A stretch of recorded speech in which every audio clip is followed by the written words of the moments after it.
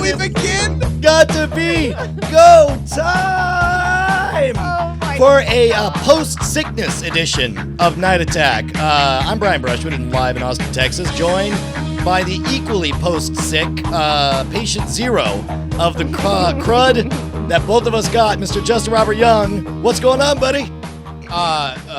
Well, you know, I just feel like I used to feel like a big bucket of Satan's jizz, and then now I'm like God's taint. From Satan's jizz to God's taint, it's Night Attack, bringing you the best of the worst of the internet since tomorrow. Since all the time in the world. Fuck, man. Yeah, no, we both got super sick. I on my trip through Texas, I succumbed to what they like to call the old Lone Star barf flu. Well, what's funny is we spent like a good hour talking about like, hey man, you know, how do you keep your voice up? You're like, oh, well, I'm really worried about my voice because I get acid reflux and I need to, you know, let it rest. And you know, I go ear, nose, and throat guy. He's like, well, I'm having trouble with my voice, and you're like, oh man, well that sucks. Well, we could try this. And then like 2 days later, we're like, oh, that's why you had a sore throat. We were just both sick. Anyway, let me cancel this doctor's appointment with the wrong doctor. Another doctor. That'll tell me I'm sick. Yeah, man. And what's funny is, like, I thought I was over it until I tried to talk for a bit today. And then, like, somewhere around, like, 4 o'clock, I just lost. I mean, I, like, full-on lost my voice. And so we started the show late because I spent, like, an hour gargling salt water and gargling balls of hobos and praying to Poseidon. And lo and behold, I'm Croaky McCrokerson. You know that you're doing something right when you pray to Poseidon and he bestows his bounty upon you. And it's just two old starfish and a seahorse with a Jamaican accent. That's right. So where did you go? You had a show. You flew in. You did a show, and then you went up to Plano, and then you went home, and then you had another show. I just stopped through Austin, and then on my way to Plano, basically did the show in Plano, and I was gonna actually spend the day in Dallas and try to hook up with Ryan Connolly of Film Riot and my buddy Pete Friedman, who runs CentralTrack.com, which if you are in Dallas, it is the site to read about cool shit that happens in Dallas. But I had breakfast with a friend of mine, and I'm like, all right, I got the whole day to do whatever I want in Dallas. Let me just go to a coffee shop and determine what I want to do. The world's my oyster. And then I just decided to fly home. And that's what I did. Yeah, it's amazing how quick, like, you know what I really want to do is not be here. I want to go back home. I got in the habit of, like, booking the first flight out every single time to go back home because no matter how late we partied the night before, I never enjoyed burning a whole day waiting on the flight. And then, you know, when the later you leave in the day, it's like you got to wait because whatever delays happen cascade, and then you just end up, you know, later and later and everything gets bumped, and then you show up. Just take the first flight out and sleep on the plane. No, that's the one. I mean, like, so as we speak to the 4 people listening that either have aspirations to or are currently career business travelers, it's never a good idea. You either commit to totally screwing your schedule with red eyes if you live near a hub where that's like feasible, or you just have to live that 4:30 a.m. You know, monkeying around. My lesson is spend a lot of your 20s driving drunk. So when you drive without any sleep, you're like, well, this shit's easy. You're like, I can at least, I'm hardly slurring or anything, man. I got this down. That's what I like to call a joke for legal purposes. Wink. Hey, man, so we did had a big day yesterday. The local Magic Club had their Christmas banquet, and they asked me to perform at it. And I was like, well, that's usually when Cord Killers is. And then they said, please, don't you remember 20 years ago we gave you your start? And I was like, yeah, but I don't really want to. And then CJ was like, CJ Johnson, for those of you guys who don't know, he's the guy who was the illusionist that Bonnie and I both worked for when we first started dating. He was like, I'll do 15 minutes and you could do 15 minutes. I was like, all right, 15 minutes I could do.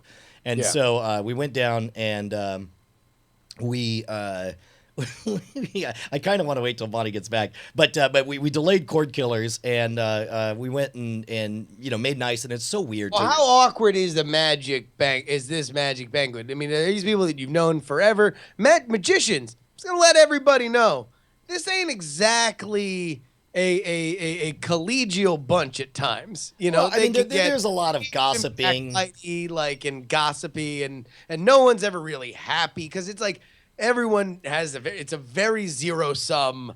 Anybody with any success is my success that they've stolen from me, kind of mentality. So it's like, are you friendly with people? Like, obviously, you're going back. You want to do a favor for them, but like, give us a rough percentage. How many of these motherfuckers can you stand out of 100%? Okay, so I would say there's 1% that I can't stand just on principle, right? Like if they were there, I might not have been there. I would say sure. 20, So David Rowan, get it. Yeah, get bent Rowan. 20% I would say are delightful human beings that just lack a filter. They can't stop saying, asking for advice, or it's like, I noticed you have a lot of shows. How do you do that? And that's their one question. And then they What, is it a brochure? Yeah. Is it a brochure? Right. Because I was thinking about a brochure. Okay, and you nailed it. A good idea? You nailed it because you hardly start speaking before they interrupt you. You, the person who they're asking advice for, to tell you all the reasons they think that they're having trouble. Like, well, I just think, my problem is that I'm not on the front page of Google. And I was like, wait, front page of Google for like Austin Magician? He's like, yeah. I was like, dude, I'm not on the front page of Google for Austin Magician. I mean, It's like there's a million times, right? And then the rest, they just like they acknowledge that that's like a speed bump where you like just say I'm gonna be the I'm not on the front page of Google guy, right? Okay, all right. I mean, I think my problem is you Google Austin Magician, I'm like on the third O. I'm on the third page. Well, I mean, I don't know how much that matters. I mean, you can. It's like I don't really get any business from people just randomly searching for a magician on Google. You want to build a brand and you want to develop an audience is what's important. Yeah. So I was looking through page 3, page 4, page 5. I'm not even on page. It was a page 6, but it was my Twitter. Right. Okay. 7, 8, 9 pages. I'm not anywhere near the front page. Right. Okay. So this is what I'm saying is like I'm probably lower than you are, and yet what I've done is I spent 15 years cultivating an audience. I handed out an email list. I keep in touch. I have fans, who know me from over a decade ago, who have followed me onto my online ventures. What you want to do is you want to build a following and you want to provide value, and then that way, when you have an opportunity for a show, they can make something happen. That's really good. So do you think I should try to be the number one on Bing? If I was the number one on Bing, the people would be like, "Oh, I'm the Bing guy. I found you on Bing." This is entirely too real. I'm just experiencing a Groundhog Day of last night. So, number one on AOL, the chat room suggests.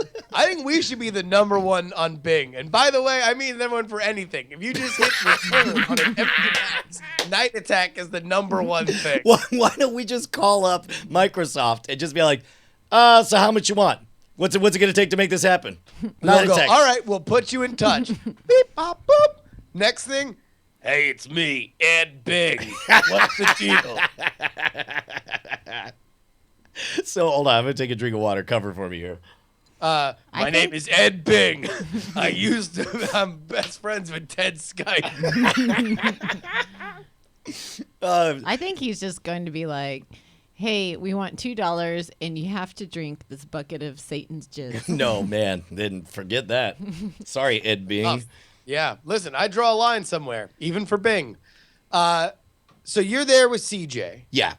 And CJ does his stuff, and I'm sure you're really pulling out all the A+ material for the 15-minute banquet performance, which is another part of performing.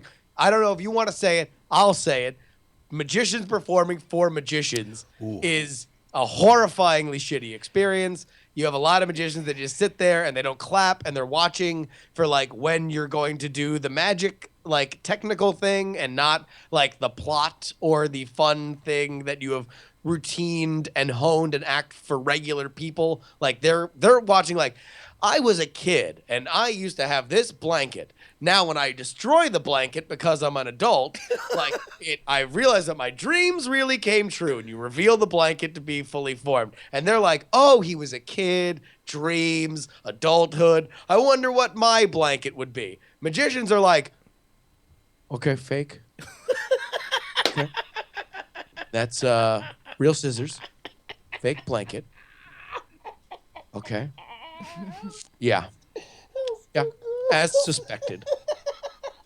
And that's they can mutter that. Like, that's exactly what they react. The only thing you were missing was the crossed arms. They clap. Yeah, It's just a lot of white guys looking forward saying in unison, as suspected. Mm-hmm.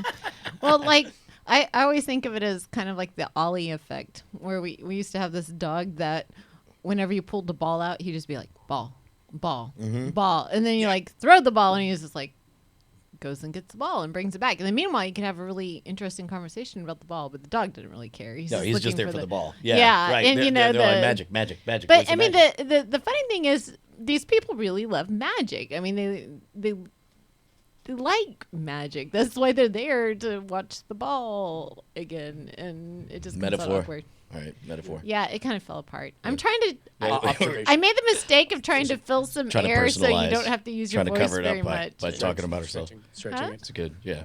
What? As suspected. That's it. As expected. Melt it down. I'm so mad. Oh my god, you're like body language and everything. You just put it on the show my now. gosh. It's just typical. You know, I do this routine myself, but I really blow up when I do it. I mean, it's really a shame that she's showing that kind of outrage without properly done it. Well, I feel like I did a show once for the SAM.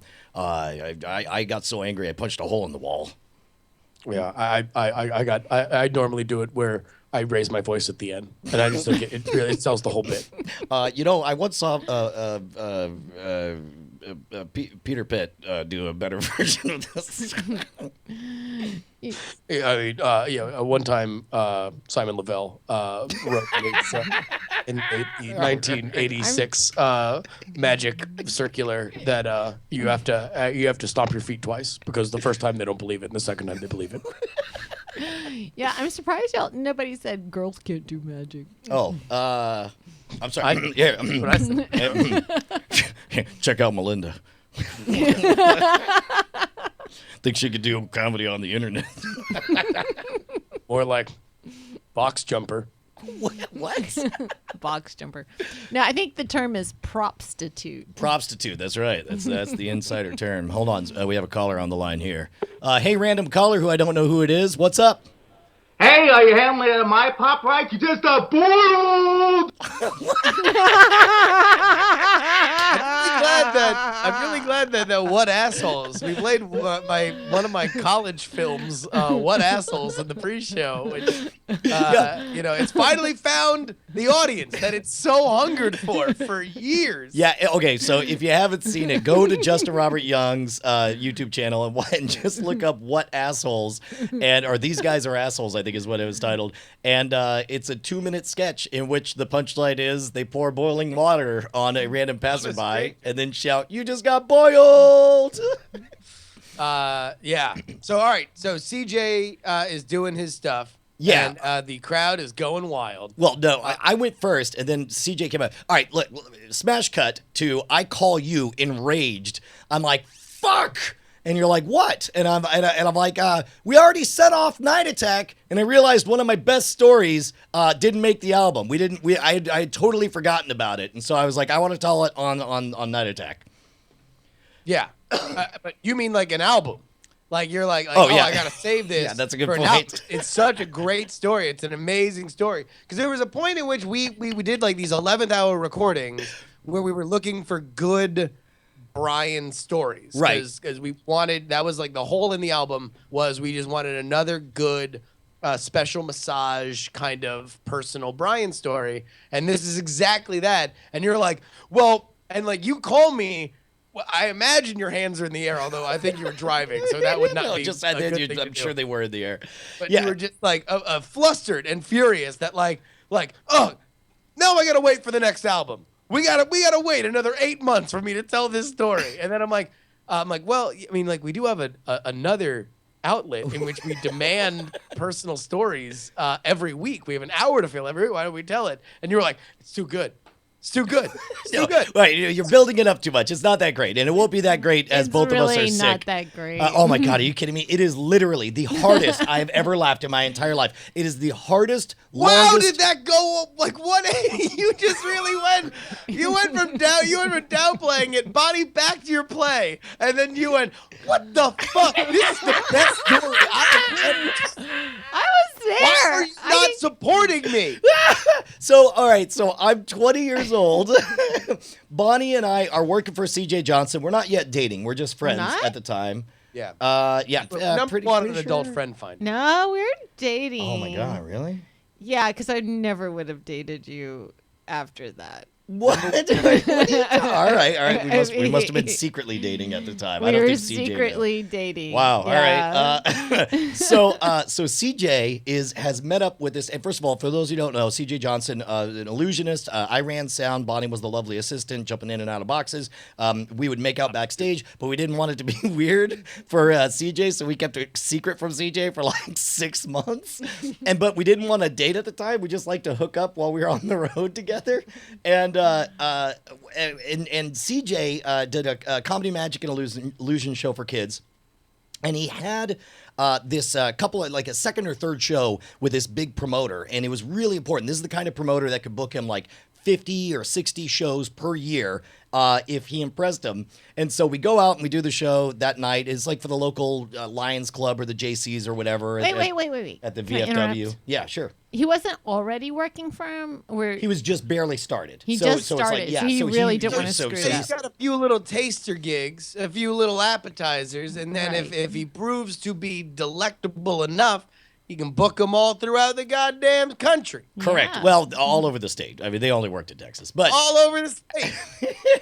so we go out to Bennigan's and CJ does magic. He does a watch steal, and we're impressing Gene, and he's got his 15-year-old son there, and then they order beers, and we're like, oh well, Brian's 20 because I was the youngest one outside of his 15-year-old kid. So and so they all had beers. They were like, well, I'll tell you what, let's go back to a hotel room. We'll get a 6-pack and we'll drink there. And so we're going back and everything's really interesting Brian. and cordial and what. Were you drinking Mike's hard lemonade back No then? way. It was. I want to say it was Bud Light or some shit. Oh, okay. I'm sorry. I'm more ashamed Maybe. of that. I'd rather be drinking Mike's Hard Lemonade. I think it was Mike's. Okay, go ahead. All right. So Mike's didn't exist back then. It Lon. didn't? No. It seemed like it did. Seems like such a 90s thing.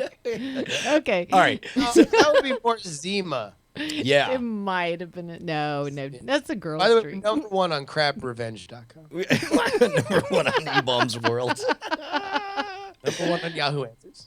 So at some point, CJ says, okay, now, and for those of you guys who don't know, the first time I did the Tonight Show, I did this thing called the Human Crazy Straw, where there's a tank filled with milk and it's suspended 6 feet up, and there's 30 feet of tubes running around me, and then eventually runs up my nose and out my mouth, and then when the liquid goes through, it looks like a human crazy straw, and it goes shooting out like a fountain. This is like 20 years ago. I was working on the move to shove a tube up your nose and pull it out your mouth. And so CJ, and at the time I was using a twisty balloon to do it, and CJ was like, hey, Brian, you should show Gene the balloon thing. I was like, oh, yeah. Now, keep in mind, this is early days when I wasn't so good at regulating my intake. So I go running out to the car. I come back with a balloon. Pause. Yep. Pause. Yep. We're understanding at this point that the gig has gone very well. If CJ Very well. is like, we're all having a good time. Hey, let's make sure we can get out of the prying eyes of Johnny Law to get my 20-year-old sound guy drunk too. Like, let's include him into the party. If thinks he's doing the touchdown dance in the end zone on this gig, Absolutely. which is not the same as the game being over. It has gone extraordinarily well to the point where he's like, hey, Daddy got his taste. How about you go ahead and show this promoter for whom books gigs all throughout the state of Texas, although maybe one day the country, who knows, Sure. You never know. that you can perform as well, and that you are something special. So maybe down the road, you're a known quantity to him. So resume. I'm very excited. I go running out and I grab a balloon and I come back and Gene is like really engaged because everything he's seen this whole evening, the performance, the socializing and stuff has really engaged him, and his 15-year-old son seems to like it. And he's sitting there cross-legged on this Holiday Inn hotel bed, and he's like, "Well, what's the balloon thing?" And CJ's like, "Nah, just watch. And so I inflate the balloon, and he's leaning forward, and then I say, "Oh, look, it looks like a tadpole," and clearly it looks like a giant sperm. And then I kind of lick the tip, and he leans forward, and I put it up to my nose, and it leans forward, and I start sliding it in my nose, and he's like, "What?" And then it gets to the part where I open my mouth. And I reach back with my fingers, and his eyes get big as saucers as he realizes what's about to happen. Okay, And- pause. Yeah. Now, also, this is a dude who books magic acts. Like, Yes. he does not quite realize that, A, what he is seeing, it is dawning upon him that this is not a magic act. This is a geek act. This is something that is referred to in, it's a different, like, genre of magic where it is more the body stuff than it is, like, an illusion, per se. And so now he has been suckered in by this magic premise, a magician saying, "Hey, why don't you do this?" Yep. He now realizes that what he's about to see is body magic. He is being blown away. This could not have been set up or executed better. You are absolutely killing this opportunity, Brian. And then I reach back, trigger my gag reflex, and vomit 3 beers all over my chest, which the moment it happens is so utterly surprising. And I think at that moment, I'm like, well, that is the most funny, surprising thing that's ever happened in my life. And I burst out laughing, and I collapse into a corner, covered in my own vomit, with the balloon sticking out of my nose, dangling out, cackling like a mad person, just completely losing my shit. And I look up, and the entire room has burst out laughing, and Gene is bouncing up and down. I swear to God, man, you ever laugh so hard that it hurts, and you want it to stop, and you're like, please, I can't. It was that for like a good 6 or 7 goddamn minutes. It was Because amazing. it's like everyone's in frequency. Like, there's nobody that's moderating the laughter back to not laughter. Everybody is in on it. Yes. The room stinks like vomit, as one can imagine. of laughter, the vomit of How laughter. long how long would you imagine, like, the actual vomiting was? Like, is it like several seconds worth? Like, does it Oh, no, all no, come it out was- at once? Is it a couple gags? No. Okay, so it is. That's the thing, is it's instantaneous. Everything. It is electric and pregnant in that moment, and then it triggers, and just all at once, like a turbo vomit, 3 beers just goes all over my chest and body, and then I collapse. Bonnie, Yes. at the moment of the explosion, Do you think I'm gonna father 3 children to that man? God. well, actually, hold on, wait. Let me take it back to 10 seconds before. Brian is doing really well with this performance. Do you think, like, oh, that's really good that Brian's doing this thing? Like, he's gonna be really happy that this went well. Like, what are your thoughts? Oh, you know, I think we're all left with the impression that it was really fucking funny. It's like, we laughed for 6 minutes. I don't know. I mean, I don't even understand how I it's... went like the moment where it happens, like the moment right Yes. before it happens and the moment it happens. That's what I'm interested in. Like, was it just unremarkable? Were you like, these jerks are just getting drunk and doing magic No, tricks in yeah, the no, you hotel? were into it at the Oh. time, right? Me? Yeah, About, like, magic stuff? yeah. Well, you Oh, were into yeah, because, magic. like, I was imagining myself, because I'm this artsy chick from college and everything. Wait, so and I'm you like, were sitting in the corner of the room just looking on, going, as expected. Jackson Pollock did it better. he had a better splatter pattern on his chest. I am so offended that you guys would ever think I would sit in the back of a room with my arms crossed. I am so much better than that. Yes, you are. I am the loving, supporting light of the world in those magic things. Because Oh, I'm like, man. I just like, yay. Because I don't know. I like magic. Well, that's the reason you get So picked you for were everything. really I know. excited. So I was really excited. Yes, but You I mean, were I excited had Brian doing well. I had seen Brian do this thing before. So I was sitting there with my arms crossed. No, I think I was probably going, "Oh, Brian." I don't know. And then, all right. So he vomits on himself. Like, where is Right. your relationship? Is it like, oh my God, this is hilarious? Like he's really embarrassed himself in a hilarious way. Did you feel embarrassed for him? I felt worried in that way that you're like, because I was worried because he doesn't drink at all yet. Like he wasn't really I was a drinking. little bird. I was a And little then bird. I mean he was this tiny thing and he was drinking a lot and then he vomited on himself. A lot and I'm being like, is 3 he gonna be beers. okay? I know. Well, he was Amazing. And then but then once oh man, if you could just see Gene was sitting cross-legged and he's this really tall, big guy. Oh my God, he was so excited. He was bouncing up and down like those yogic flyers, the Maharishi yogis, bouncing monks guys. Yes, it was amazing. It was so funny, and so we just lost it. It was hilarious. Anyway, so there's all that. That's what you missed It this might have- week, and now you're all caught up. You might have had to been there. I don't know. What do you think? Oh my God, no! What do you Brian vomited all over himself in front of 4 people, and then they laughed so hard they probably all wanted to puke again. And I'm wondering, like, did you even have a change of clothes, or were you just gonna wear? No, I think I put on Right? I think I pulled off my shirt, and I think I wore. Oh no, I put on my show clothes. I put Okay. on the stuff out of the trailer. Jeez, Yeah. whatever. All right. So anyway, I'm old, and I threw up on myself once, and impressed a woman so much that she fathered 3 children to me. Yes. You want to hear another Brian story? Oh, Jesus, Wait, do we have time? Do you want to save it? I don't know. Oh, I don't know. Did I ever tell the one about the crawfish bowl? Oh, jeez. All right, we'll save that one. We'll say that one. Okay. Yeah. Well, here's what we won't save. A big fat plug for patreon.com/night attack. Here's the deal, folks.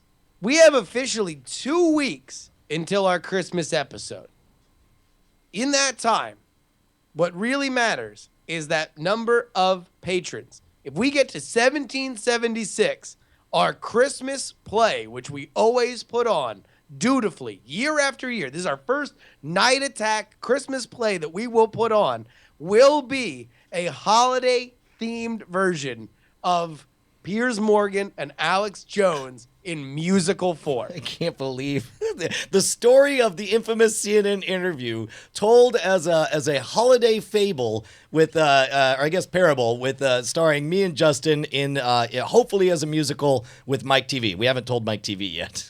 Yes, but we need to get to 1776, and to be honest, if we're gonna really do it, then we need people we need enough people to get this bad boy up to at least 65 by next week. We got to go up by 14 patrons. Here's the deal, folks. You ain't got to really spend no money. All you have to do is pledge a cent. We're as long as it continues to process it, that's all we care about. All right. You don't need to tip people how to defraud Patreon of resources without paying anything into the system. I mean, listen. I mean, like that's like not a good way to do it. I'm just saying it's a way to do it. But regardless, we thank if you want to everybody. go ahead and get it in the ecosystem. You want to toss us a bucket episode, then I'll kiss you right on the mouth, and I don't care what Brian says about it. Okay, fine. We're number 1 on Ask Jeeves. Ask Jeeves. Oh, dude, can we game Ask Jeeves? That would be amazing. Oh my goodness. Patreon.com/Night Attack. Thank you to our nearly 1776 patrons, so we can rise again. You just Indeed. got boiled. So what's up? Oh shoot, we have a brilliant idea. This is it's go time. Did either of us do the homework? No, we can just do the homework right now, right? Yeah. All right, so here's the thing. We have open lines right now at Night Attack Show on Skype right now. We're going to debut our brand new bit that we thought at 3 o'clock this afternoon was the funniest thing on the planet, but have not done any I'm gonna homework. let everybody know. Brian and I were talking about this, and at some point, we both exclaimed. I think I exclaimed, "Brian, you cracked the code. Empires will be built on this bit." You say, you're like, this is now my favorite bit of the show, and we haven't even done it yet. Yes. How many of you guys out there are fans of the fantastic show by Dan Carlin called Hardcore History. And this, we'll wait for the delay as everyone puts their hands up and say there's a fan. Here, hold on. Hey, yeah, Hardcore History is awesome. Wait, who is that? That's my soundboard. Hold on. Let me hit another thing. I really like that, Dan Carlin. See? Did you? I call it the Hispanic gentleman soundboard.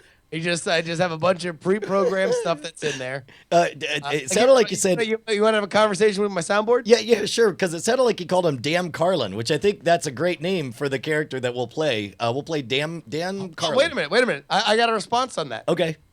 See.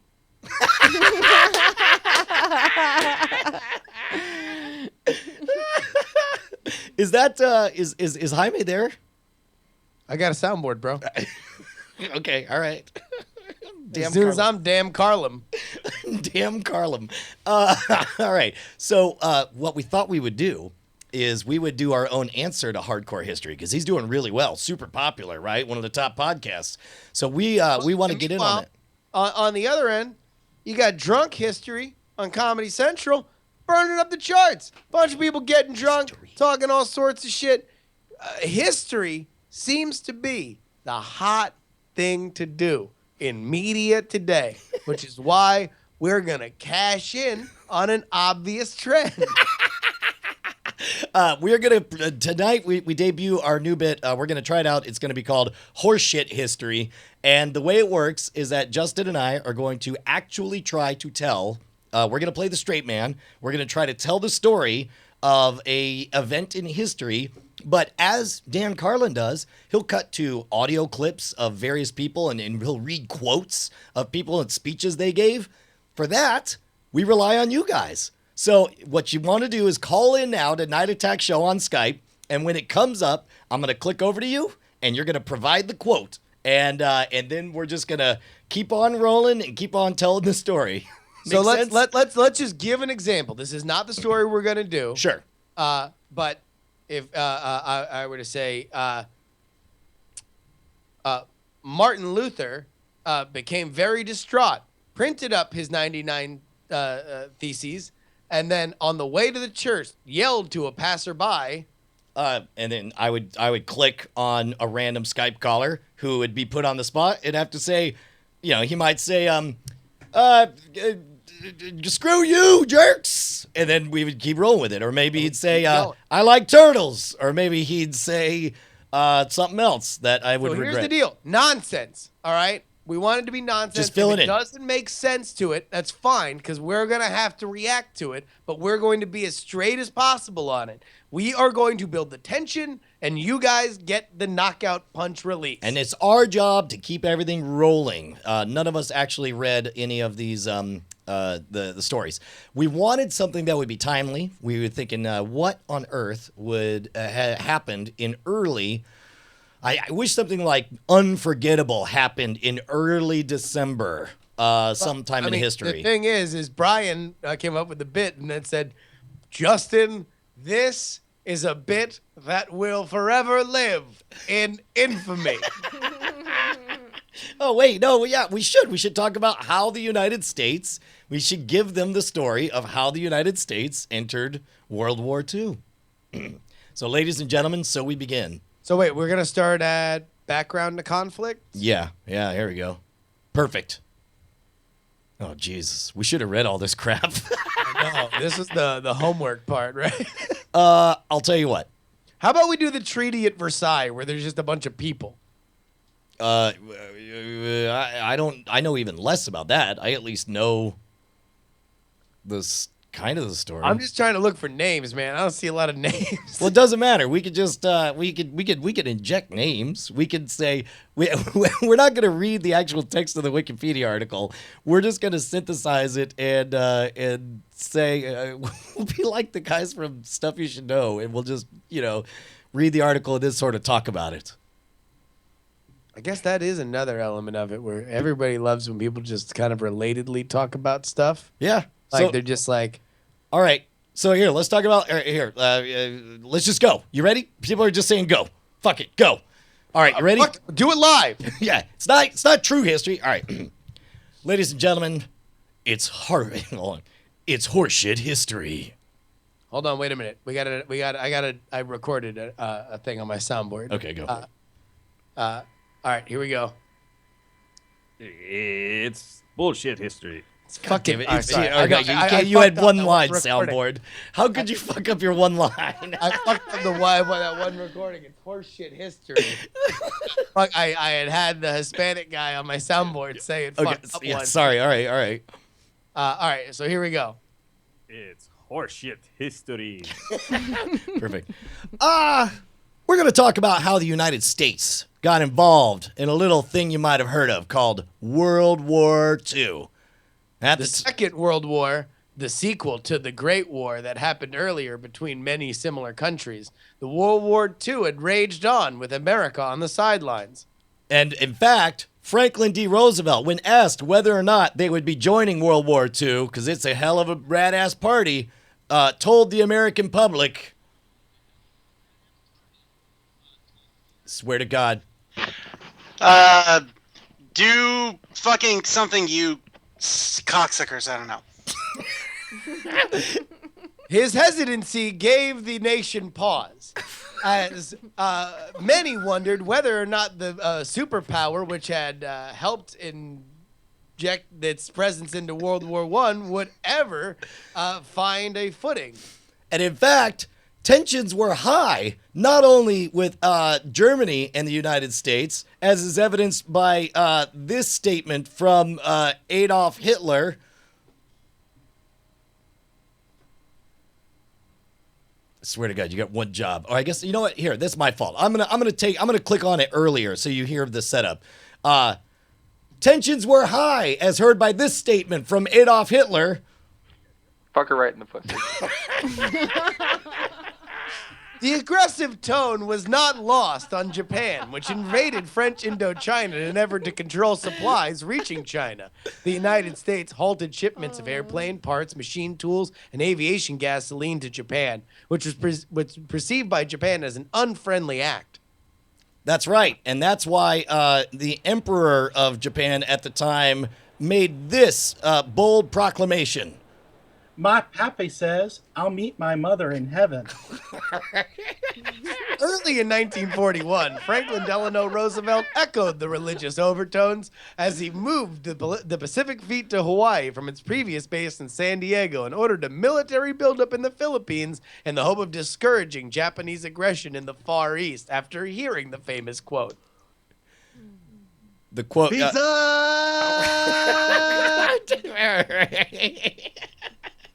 The U.S. War Plan Orange had envisioned defending the Philippines with a 40,000-man elite force. This was opposed by Douglas MacArthur, who felt that he would need a force 10 times the size, and was never implemented. That's why MacArthur boldly proclaimed, Get in the kitchen and make me a sandwich. which he said to the rest of the world. The U.S. ceased oil exports to Japan in July 1941, following Japanese expansion into French Indochina after the fall of France. Nihongo ga wakarimasu ka? Nobody said anything. You can't just pipe in. You got to wait till we get to the quote. Yeah, man. And so... All right, hold on, wait a minute. We're doing... All right, here. Time out. Time out. Okay. All right, huddle up. Huddle up. So here, I feel like we're rocking and rolling. Number one, thanks to everybody for playing along with our awesome bit that we obviously did a lot of work on before. We're fucking getting up to speed real fast. Really should have one of us read the goddamn Wikipedia. I gotta admit, I didn't expect this Wikipedia article to be a fucking 6-page novel. Excuse me. What? This is the event that got the U.S. into the World War II. 6 pages is, Dude, we're rocking and rolling on this. Here's the key. 1, I read a fact. 2, Brian finds somebody who would be a quote in that fact. Okay. Go to the phone. Phone gives a quote. I justify the quote as I bridge to the next fact. Okay. All right. That's what it's got to be. Okay. I'm ready. Back in. We have a format now. Hold on. Wait a minute. Let me cue it back in. with my soundboard clip that I recorded from a Hispanic guy saying, "Welcome back to Horseshit History." Okay, ready. Welcome back to Horseshit History.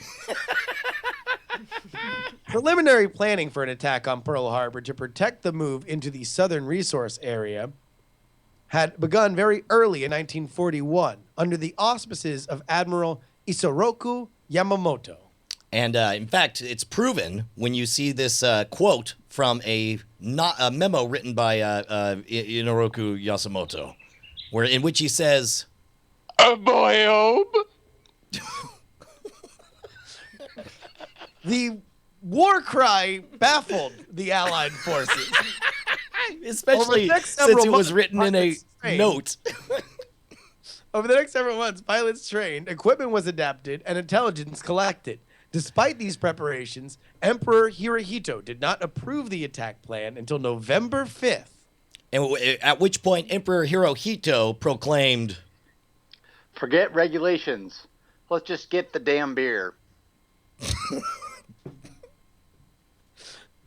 It was a comment that he would once regret. why is that, Justin? At once he would regret this statement. Ever since the Japanese attack, there had been a debate as to how and why the United States had been caught unaware, and how much when American officials knew of Japanese plans and related topics.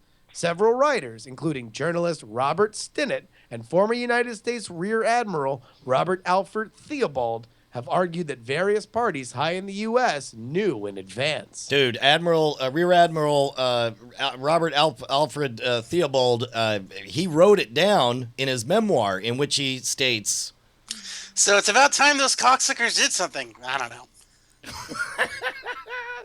this was during his pot phase.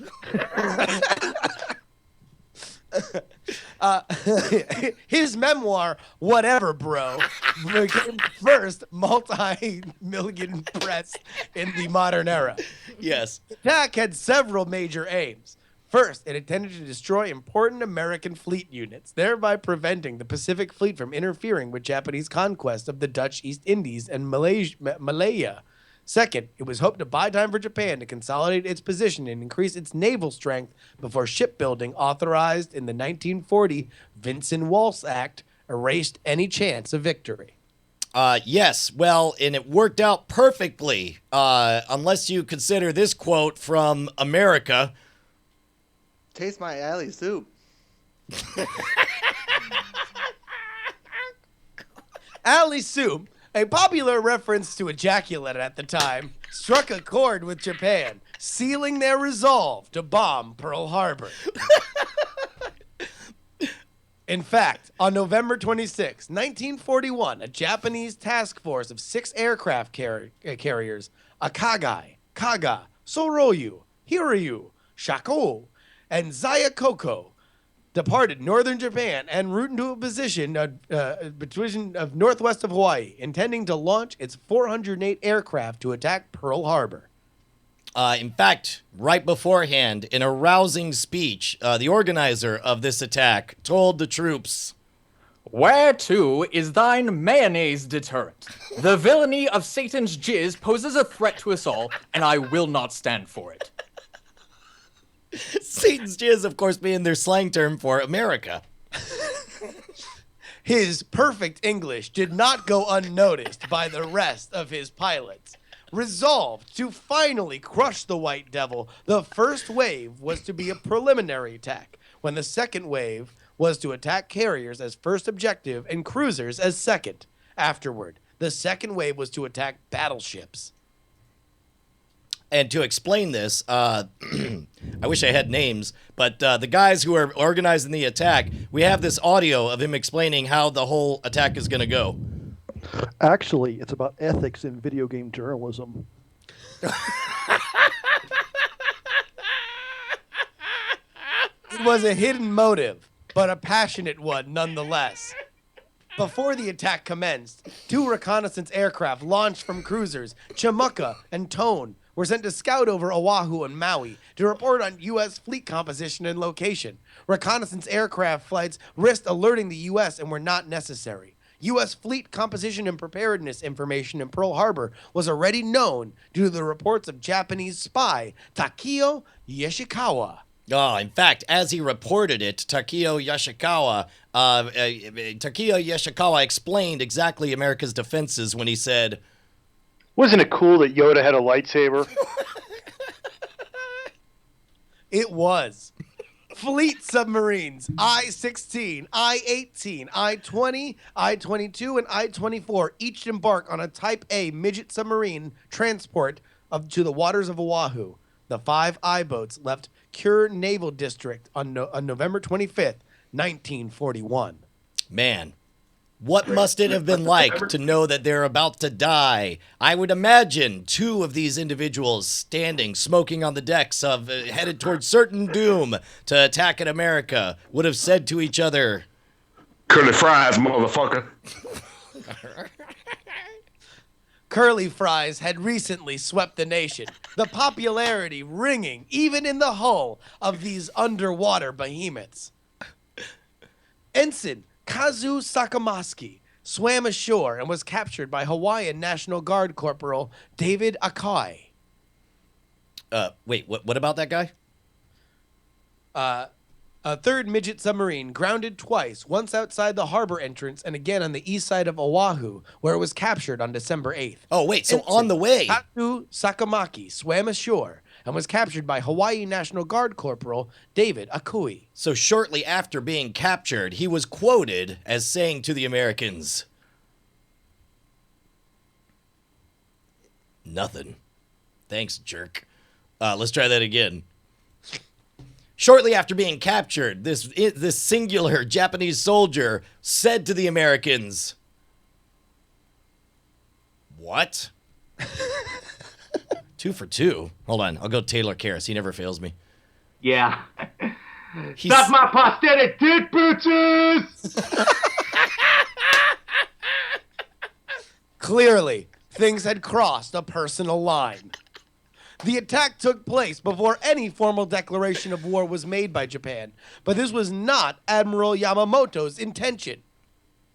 Yeah, in fact, when called out on it, Admiral Yamamoto defended the action by saying, Problem solved. He originally stipulated that the attack should not commence until 30 minutes after Japan had informed the United States that peace negotiations were at an end. The Japanese tried to uphold the conventions of war while still achieving surprise, but the attack began before the notice could be delivered. Oh, to explain the mix-up, Japan explained, Titty balls, am I right? all right. Priorities were mixed. For decades, conventional wisdom held that Japan attacked without any official warning of a break in relations only because of accidents and bumbling that delayed the delivery of the document hinting at war to Washington. In 1999, however, Takeo Oguchi, a professor of law and international relations at the International Christian University in Tokyo, discovered documents that pointed to a vigorous debate. I don't know. God. All right, time out here. All right, time out. All right, here's the problem. When we envisioned the bit, we envisioned people listening to the story and actually trying to do their impression of what people would say at different moments. It's a little bit sideways with everyone just shouting out random inside jokes from the show. I don't know how approachable this bit is. Oh, man. Man, is it falling apart? 'Cause I kind of felt like that was going to be the bit. Is everybody just yelling and it couldn't fail as long as we just keep rolling? Well, the problem is we're not rolling because you're worried about reading the actual article. I'm worried about clicking on stuff before it's happening, and they're worried about shouting the random ass shit, right? So it's like I feel like it would be this is a good run through. This is a good practice run, even though we never actually got to the part where they bombed Pearl Harbor, and we're 20 minutes into the goddamn thing. I feel like this was a good practice run. I feel like it has to be a story that you and I know and can tell. And that the audience knows it as well, so that they can actually chime Wait, in on we're it. counting on the audience to like actually write historical comedy for us. No. Like if it's a story we all know, like if we're telling the story of the Civil War, and we can name characters that everybody knows, and the stuff that happened, or the American Revolution, where it's a story everybody knows, and we could say these quotes, and we could go to people. Then I feel like we could at least get some version of Taylor Karras's Benjamin Franklin quote, or Jackie Hearn's version of Betsy Ross sewing the flag or whatever, and then it could go sideways I don't within think a context. That's ever going to stop Chatrealm's preferred contribution from being either fucker right in the pussy or boyo. That's fine. As long, but like the way it is now, they have no other play than to just go rando. Like I feel like they should have more tools in their arsenal. I thought it was a success because they didn't go racist. That was like the only thing I was afraid of, and so I think I'm giving this one 2 big thumbs up. All right, well they're good. Well, you want to just jump right to the money shot? Can we at least get to the part where they bomb? Yeah.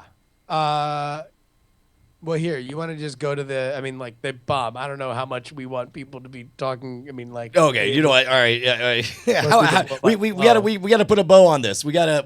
Oh man, look, there's first wave, second group, third group. 6 planes failed to launch. Second wave compilation, American casualties. Retaliation. Let's go straight to the retaliation. All right, here we go. All right.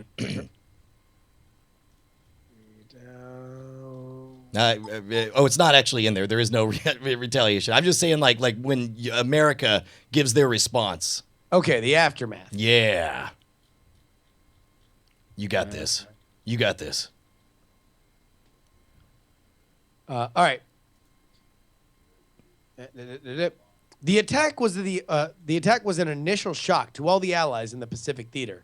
Further losses compounded the alarming setback. Japan attacked the Philippines hours later. Only 3 days after the attack on Pearl Harbor, the Prince of Wales and Repulse were sunk off the coast of Malaya, causing British Prime Minister Winston Churchill later to recollect. Winston Churchill, addressing his people, said, I really need some pot right now.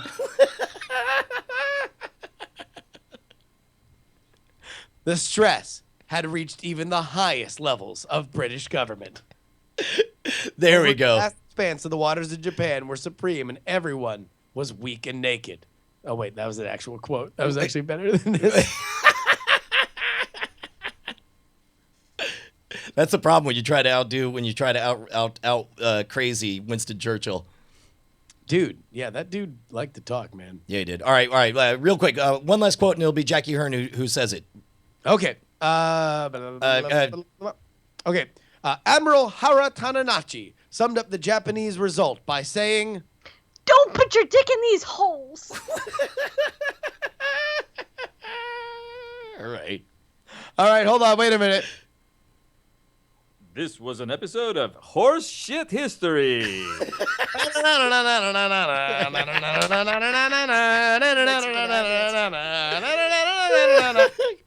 All right.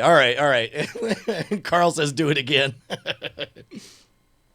My soundboard's getting real lippy because I did a fucking Mexican hat dance, and he was like, "Was he a different variety of Hispanic?" I mean, this fucking soundboard should be doing a little bit more fucking listening, a little less fucking talking. Diamond Club hopes you enjoy this program. Hey, do we have any friends we want to talk about? Oh yeah, man. You ever try to write a swear word on a wall of a library? In the bathroom or out in the public? No, just like, right, obviously not right in the front, but like to the left of the front of the building. Like you just write a big swear word.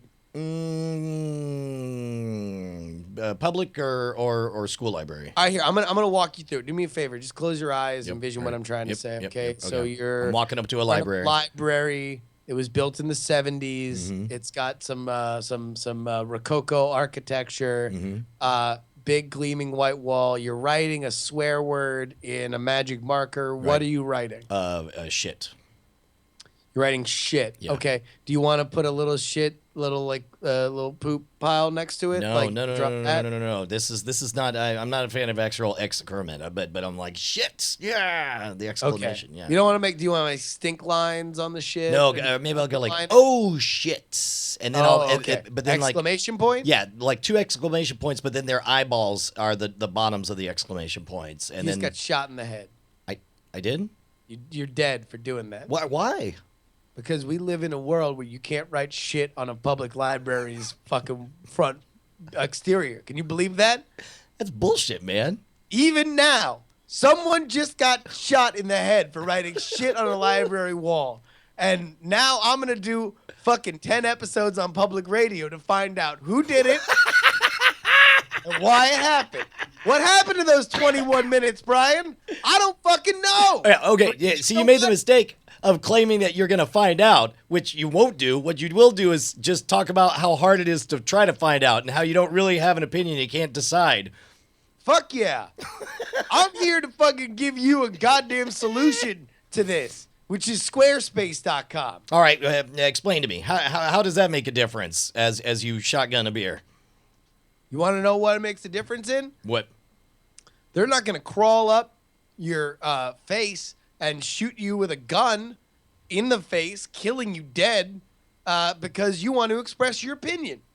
Whereas the library will. Yeah, the library, they're all like, well, apparently we're public property, okay? But even though I pay my taxes, I can't write shit on the front of it. All right. You know, last thing I knew, shit that I owned, I could do what I wanted with. Not the library, but yes, with Squarespace.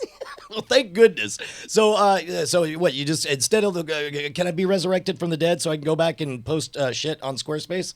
Of course, Brian, because you weren't really killed. That was only an exercise that I was running you through. Thank goodness. So you could understand the plight of people who want to write shit on the library. Squarespace.com. I could sign up for it. Wait, hold on. It says the connection was reset. Ooh, that's not good. Hopefully Squarespace isn't down.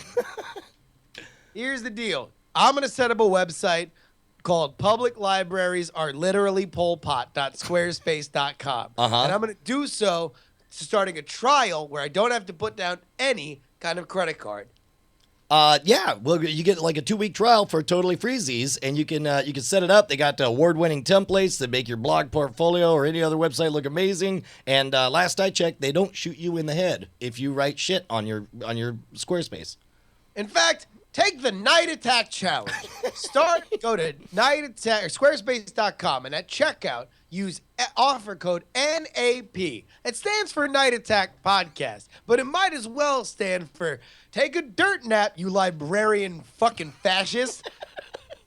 Exactly. Because you're going to start up a website on Squarespace, and then you're going to write whatever the fuck you want on it. And it can be shit. It could be dog shit. It could be oh shit. It could be holy shit. It doesn't matter, man. Fucking run the gamut, baby. Expand your fucking your free speech right now on squarespace.com. Yeah. I'm not gonna say why I'm having difficulty accessing Squarespace right now, but we certainly thank them for their support. They have award-winning, super awesome designs, and they're really awesome. They make it easy to look good. Well, I will. Oh, Jesus. We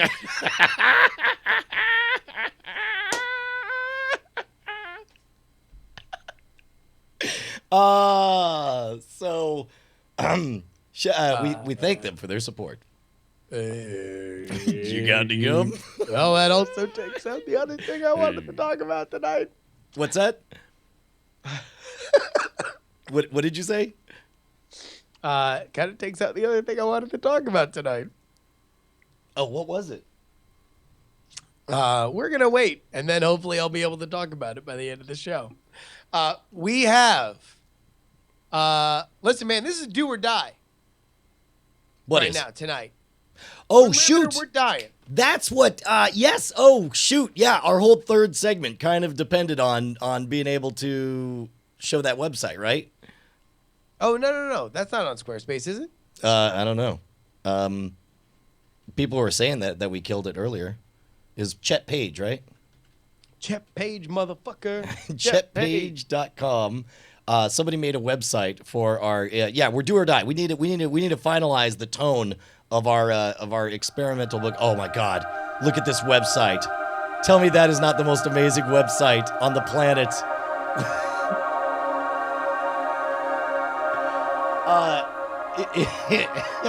Somebody if you go to chetpage.com, chetpaige.com, you get to see the preview page for the journey, and it's listed as Ancient Caucasian Secrets for a Successful Life. However, we think that's too provocative a title. That's gonna. Right, here, do me a favor, Brian. Switch to me here. Yeah. You go to chetpage.com on a mobile device. Yep. Yeah, I got you right there. Right.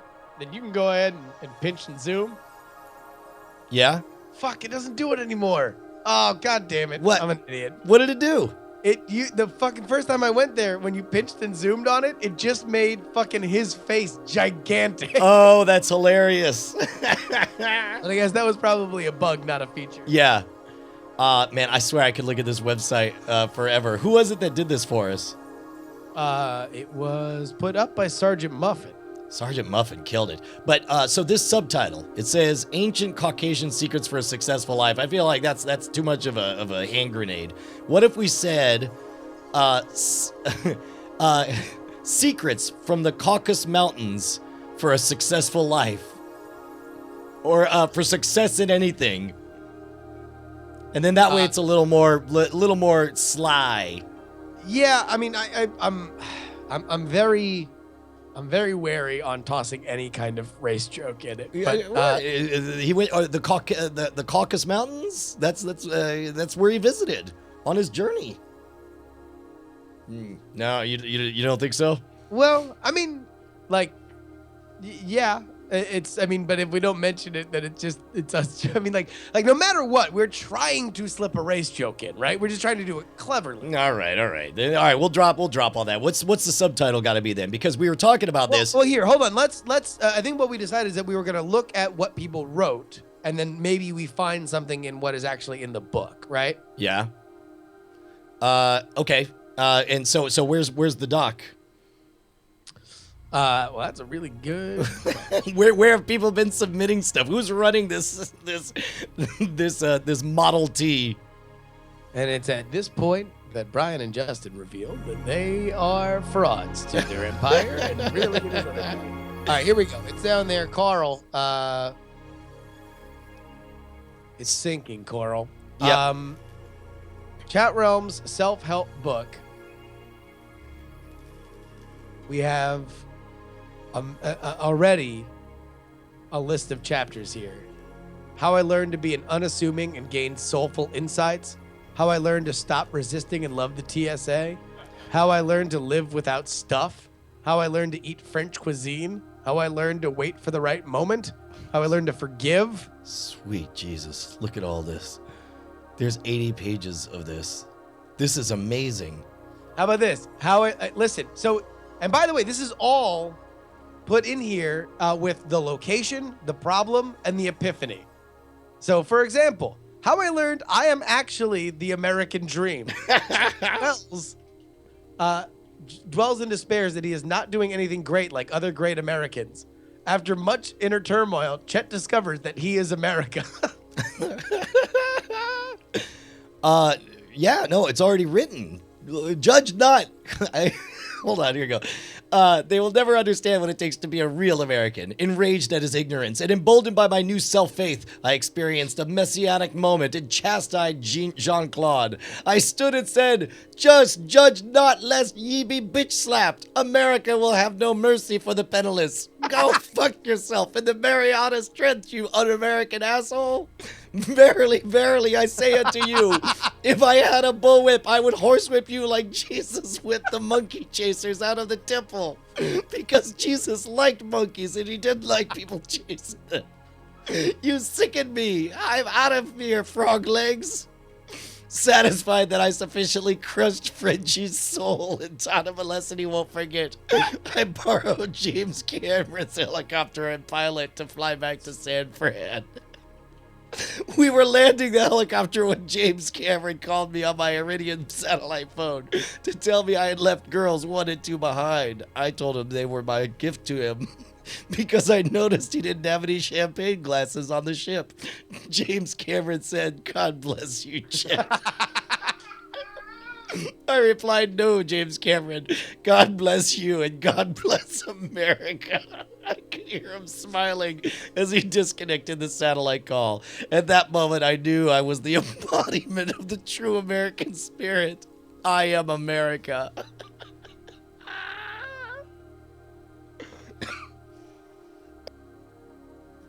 Oh my God. Wow.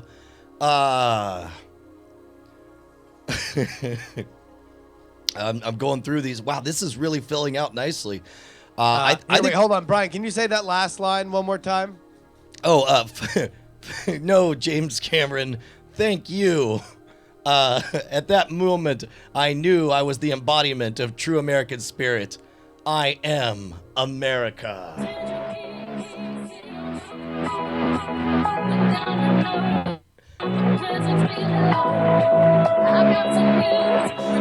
There's a long build up here, Justin. Are you sure this is? All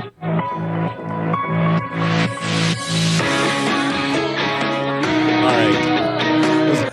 It was a long way to get there. That's all right. Man, I just want this music in my life, always in the background. Okay, look, you know what? Now that I see how much of this is filled out so well, and if that's the quality of the rest of this book, we're good. We are. I mean, like we're all right. So the goal of tonight was: are we in or are we out? We're in. I mean, now, clearly. Hold on.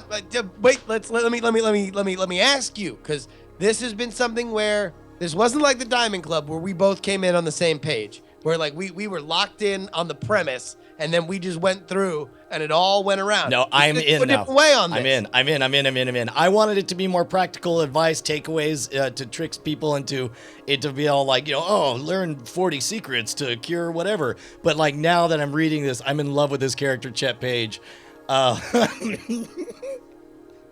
Here we go. There had to be 40 or 50. Hold on, wait. Philip's car rested in the dominant corner of the room, overseeing all, and was the Game of Thrones sword throne for t-shirts. I could see 15 different colors at first glance. There had to be 40 or 50 t-shirts draped back there. "Yeah, sure, have a seat. It's great," Philip said, gesturing to nothing. "Thank you," I replied. "Thank you for inviting me here. As you know, I've been traveling the world, learning enlightenment so that I could infect others." I wasn't sure if infect was the right word, but I knew it was better than to infest. My beard itched at the thought. Philip looked my way, piercing sky blue eyes from beneath drooping lids, examined me. He considered my story. I considered the ginger freckles that covered his face where his cheekbones should be.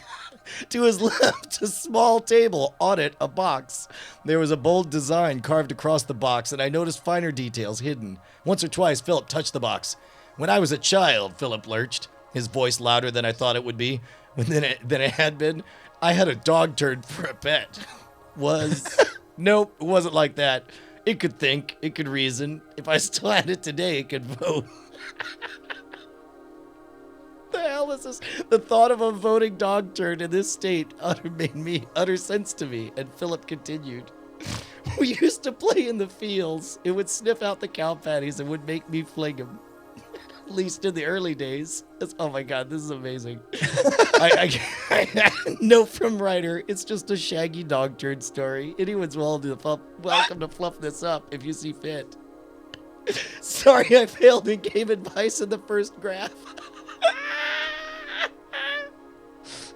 It's a shaggy dog turd story. That's the most amazing genre I've ever heard in my life.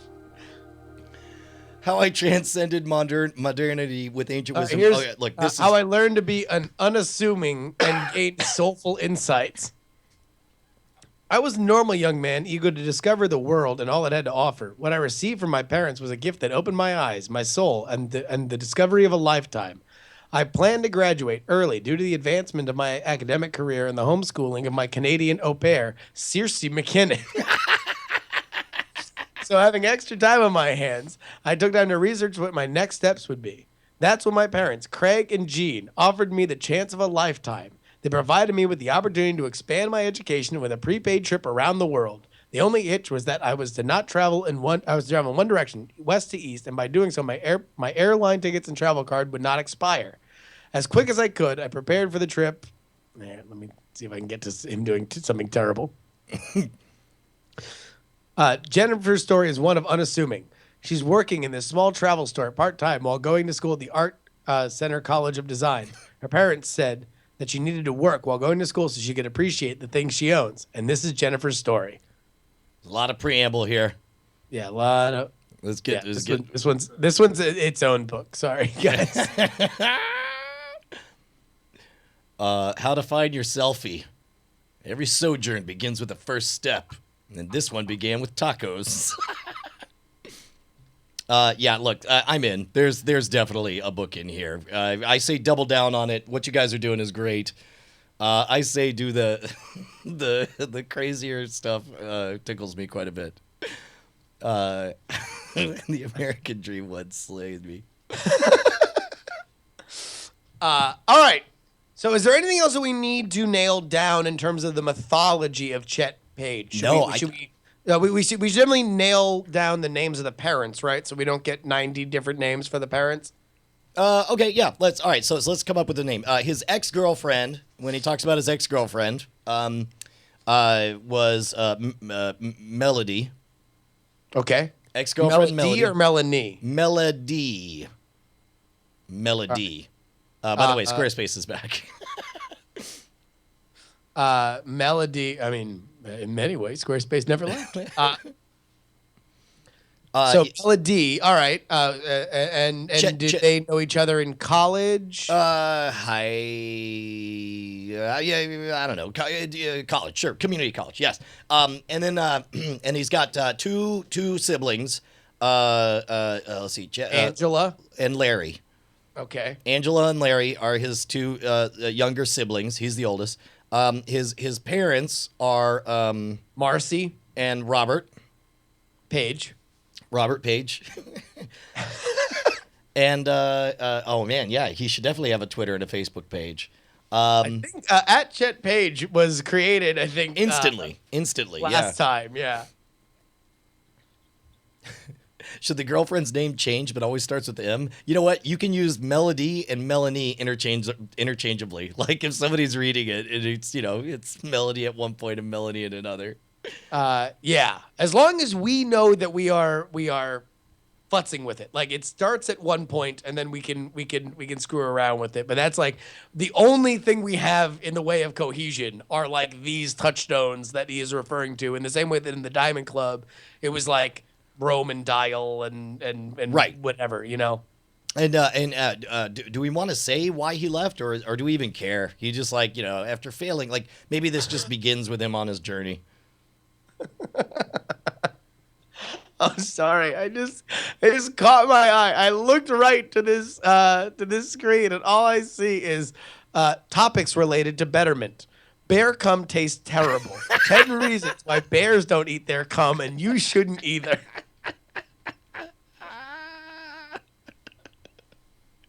Oh, I'm glad. Good old. You can rely on Chet to clear that up for us.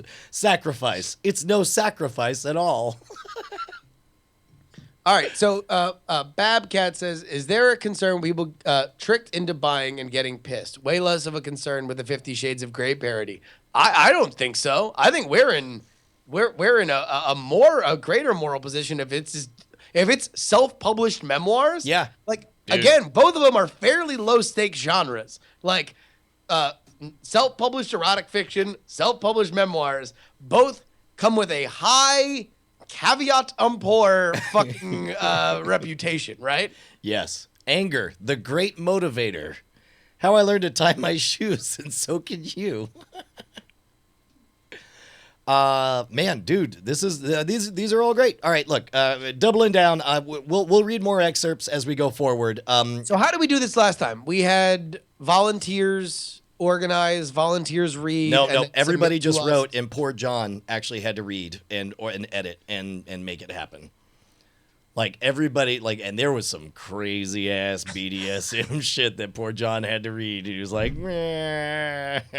Wait, really? We made John read the That's entirety of the so- fucking Diamond Club? Submissions and pick which ones. And he worked with somebody else on, I forget who it was in Chatrealm. I apologize. That but, seems so abusive. Yeah, no, Yeah, it definitely that's was. really, that's like that's some Geneva Convention shit, man. Like, that's fucked up.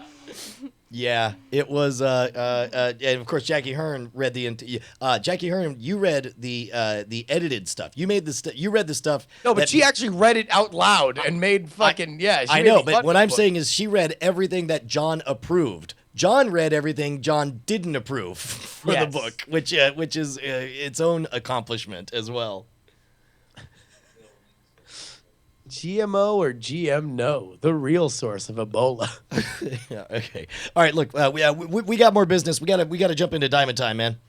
Absolutely. All right. Well, here I feel like we need a thing to swing to next week. Well, next week we'll read more. I mean, now it's time to fill it all out. We need to post. Is there a shortcut to where people can jump in, or is somebody moderating the entries, or is it just folks who are in the chat room right now who are submitting? Or what if somebody's listening right now and they want to oh, there you go, bit.ly/nabook2.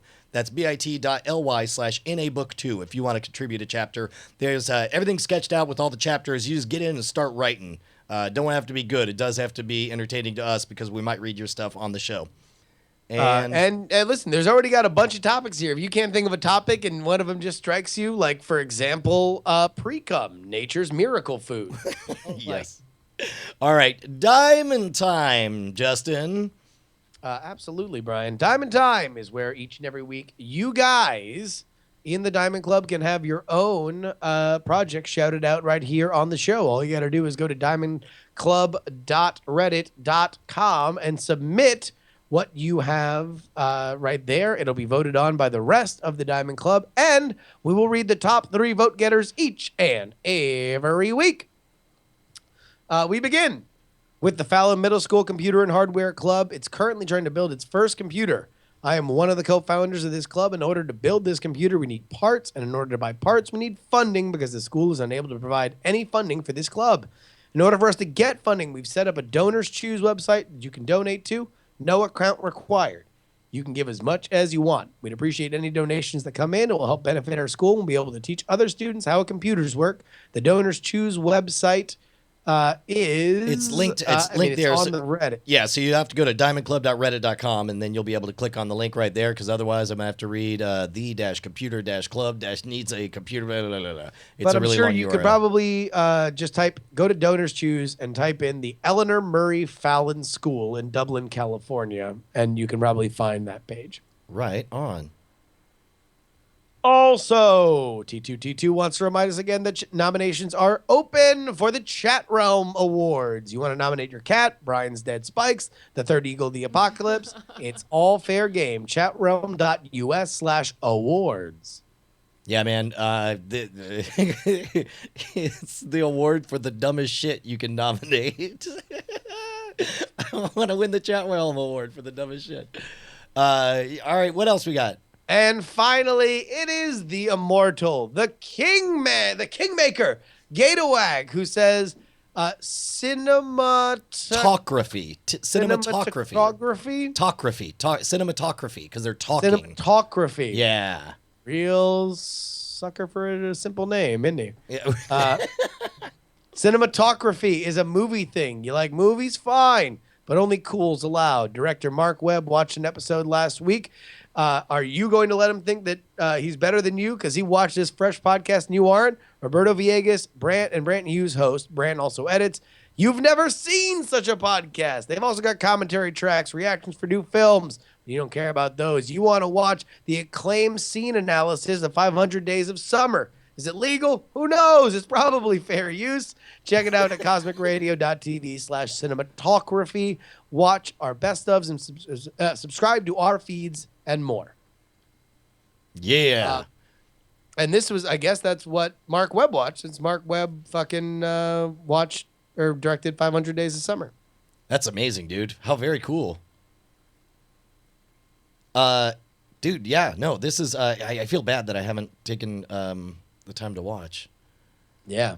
I'm a bad person. Like a pile of shit. Yeah, no, I am. I am a genuinely bad person because. And also, I mean, let me just. I mean, part of it is because like I still haven't seen 500 Days this summer, and I feel like I'm not. I can't do. Although I can, I can listen to reaction of Interstellar and other stuff. It also goes without saying that, obviously, if you know the Movie Draft Minute, then you are aware of Roberto Villegas. If you watch anything that you have done online and on YouTube, then Brant Hughes' work has been a clarion, gigantic, awesome element of that, Oh, absolutely, dude. It's freaking amazing. Yeah, man. So I just all of a sudden, I'm sorry, I'm hypnotized. I just want to watch cinematography. I got to stop this. If you would like to submit what you have going on in your life to Diamond Time, you can go on over to diamondclub.reddit.com. Yeah. And, make sure that you submit it there, and it's there before our next show. It's a sticky thing. It's a sticky topic right at the top of the Reddit the entire week. Right on. Now it's time for the Movie Draft Welcome to Minute. your Movie Draft Minute presented by CosmicRadio.tv for the week of December 8th, 2014. I'm your host, Roberto Villegas. And with almost half of the movies released, let's see how our competitors are faring at this midway point. John Teasdale's in 6th place with $16.7 million. Justin Robert Young's in 5th place with $44.9 million. Brian Brush was in 4th place with $78.4 million. Brett Rounsaville's in 3rd place with $86.4 million. Tom Merritt's in 2nd place with Wild bringing in $711,000 and The Pyramid bringing in $1.4 million, bringing his total to $26.7 million. And in 1st place with $336.9 million, it's Scott Johnson. And that is your Movie Draft Minute for the week of December 8th, 2014. All right, so freaking, do you know what Tom was saying? It's all over. He's saying that that Scott Johnson won it, and that's just the end of it. And I'm like, are you crazy? Are you high? There's no way he's gonna walk away on draft.diamondclub.tv. Scott has what, 336 million and pretty much nothing left in the tank. There's no way he's gonna walk away with a victory with less than 350 million. Yeah. I mean, I think, the question I would have with all of it is just like, where else is the money gonna come from? Like, it looks like, I mean, like Hobbit has been on a downward trajectory, and the reviews on this movie are not good, so it will likely not have word of mouth. So where else does any kind of money come from at all? Okay, well, first of all, I mean, I guess you could say downward trend because Desolation, Smog made less. Let's say The Hobbit does 250 million, then all of a sudden I'm ahead of Scott already, and I have Annie, and I have top 5. Yeah. I mean, what has Hunger Games done so far? Dude, it's out of Steam and at 250, or not even at 250, I don't think. Let me jump it back here, because Tom's got Hunger Games. Hunger Games is doing Birdieberg. 259 is what it's got, and that's pretty much his only movie, and it's not gonna have the juice to beat Scott. And that's probably gonna be the high watermark of everything. So you got to figure how much of Hunger Games is Hobbit. Ah, jeez, I didn't think about that. Yeah, well, I don't know. That's a good question. Maybe I'm wrong.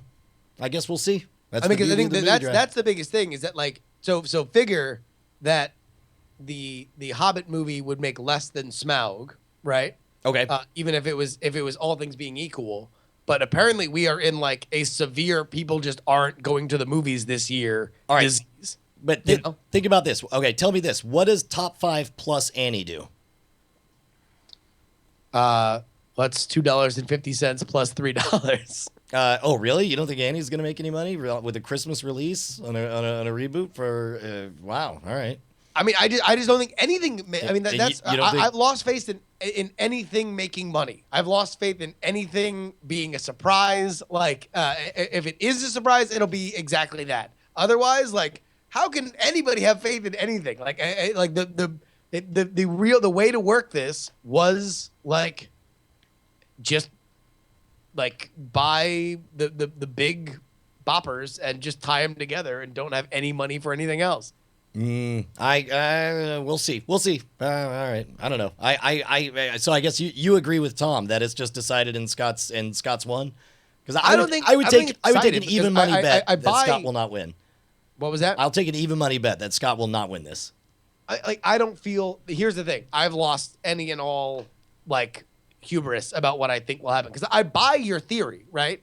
Like I just don't think that your theory is overpowering. Like, so I don't agree with Tom that I think that Scott has it in the bag. Yeah. I just think that all things being equal, he has the money, and it would not surprise me if all the movies combined toward the end of the year made squadouche. Yeah. Like I like that at least has happened. I have to have faith in all of these other movies to do well, and I just don't have that faith. All right. Hey, you know one thing that we did not put on our agenda that we need to make sure to mention before we wrap things up is that if you are listening to this not live, then this is your last chance warning to be ready to pick up Night Attack 3, Too Old to Talk, will be released this upcoming Tuesday, the 16th of December. Do we have confirmation on that?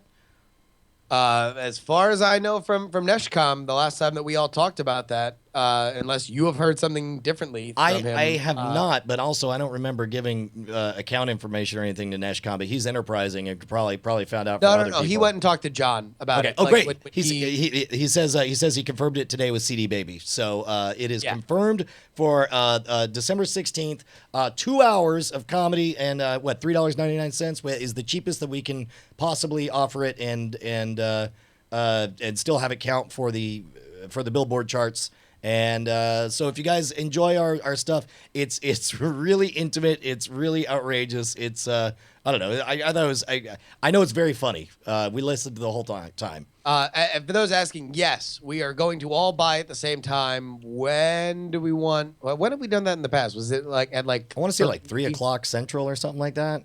I might be wrong. And if you feel like attacking, that previously we attacked Amazon and iTunes, and we did it both at the same time. We'll just say, what you want to say, 3 o'clock Central on Tuesday is the go time. Yeah. I think it was the preference was iTunes, right? Because iTunes is the big chart. Yeah. Well, and if we hit number one on both and it stays there for any significant amount of time, then it's almost a lock that it goes on there. But I mean, like the buy it, they all count for Billboard. So buy. But if you are choosing, like iTunes is like that's the thing. If we do really really big on iTunes, like that's the one that is the headline grabber, you know? Yeah. And that's certainly what we did last time. But at any rate, man, couldn't be more excited. It's fun. If you guys enjoyed Night Attack Live, Night Attack 1, Night Attack 2, I think it's as good as Night Attack 2 for sure. And in fact, in many ways, it is the perfect companion to it in that you get to hear the the entire thing.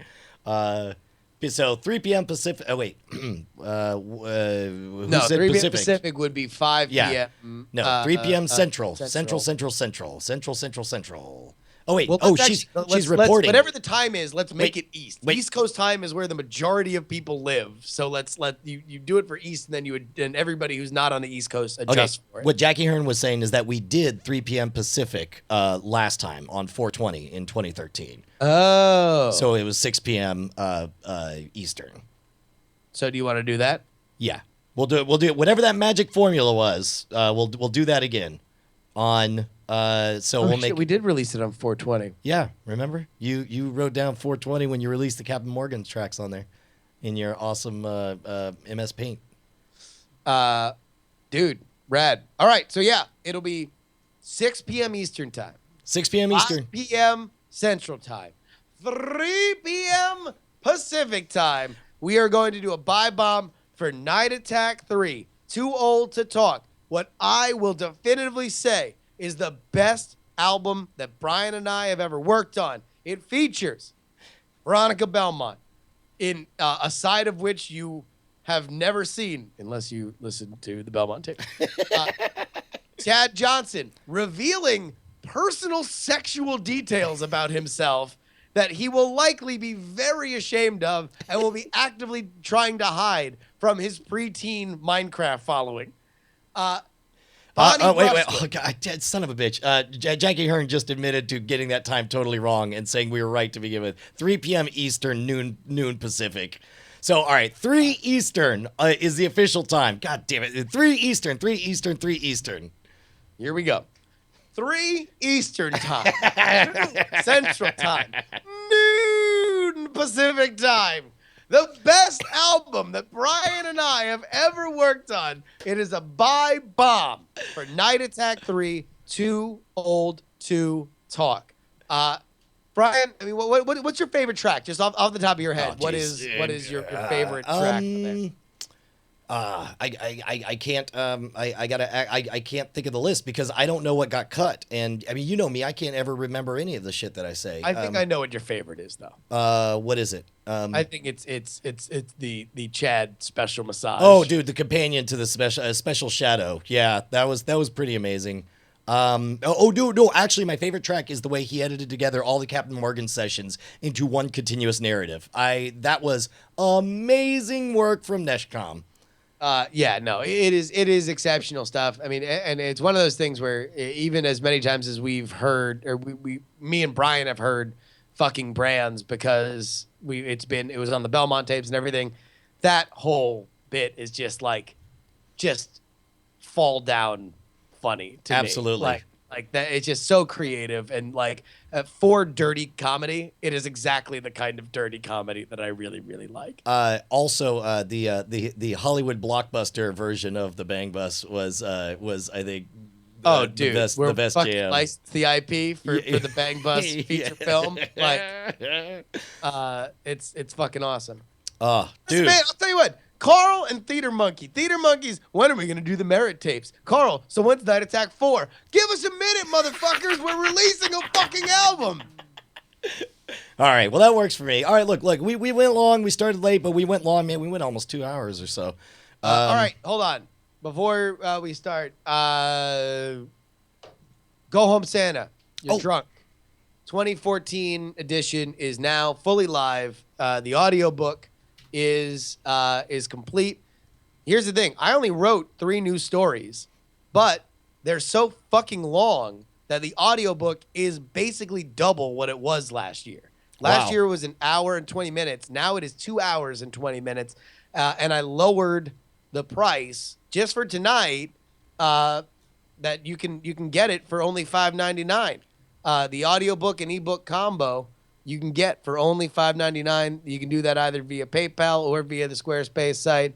And that's at gohomesanta.com. Gohomesanta.com. You can find everything right there. I'm really, really, really, really, really excited with how I do another Santa pimp poem where Santa wins Pimp of the Year at the Pimp Convention, and it was really remarkable what Andrew Allen did with it. Like, he's just fucking amazing the way he just blends all this stuff, and it's pretty much music throughout.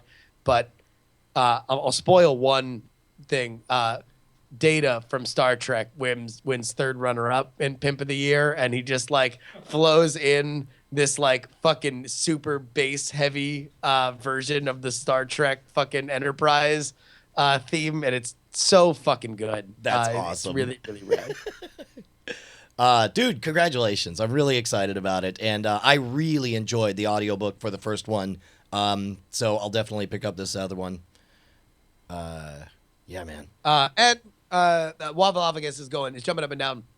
This week we will have the all the stuff up for Jurymore, the podcast I'm doing with Ashley as we run up to our wedding in August, so the people on the podcast track can't kick us out. What? Oh, September. Wait, what? It's in late August. Oh, wait, is it going to be in September? What is happening? Okay. Well, yeah. So me and Ashley doing a podcast now. It's going to be great. And you can listen to it at jurymore.com. JURYMORE. JURYMORE. Right on, man. Hey, Brian, when's Night Attack 5 going to come out? You got to give us some breathing. We haven't released Night Attack 3 yet. Night Attack 3 has to come out. What about the Andrew Main tapes? Well, the Andrew Main, he'll be joining us later, but I mean, we have to do the Merit tapes first. But what about Night Attack 6? Well, I mean, that. I assume if we're doing them in order, we don't have to do them in order. We can go in a different order if you like. Traditionally, things are released in the order of the numbers that go with them. See you next Tuesday. That's a great soundboard, man. Can it also say my part? Die in a fire. Wow, that's amazing. I programmed it all in. It's great. It's a lot of buttons in there, man. Good night, The best thing everybody. is, it worked real cheap. That I wanna drink a warm glass of Drano. Night attack, night attack, night attack, night attack, night attack, night attack.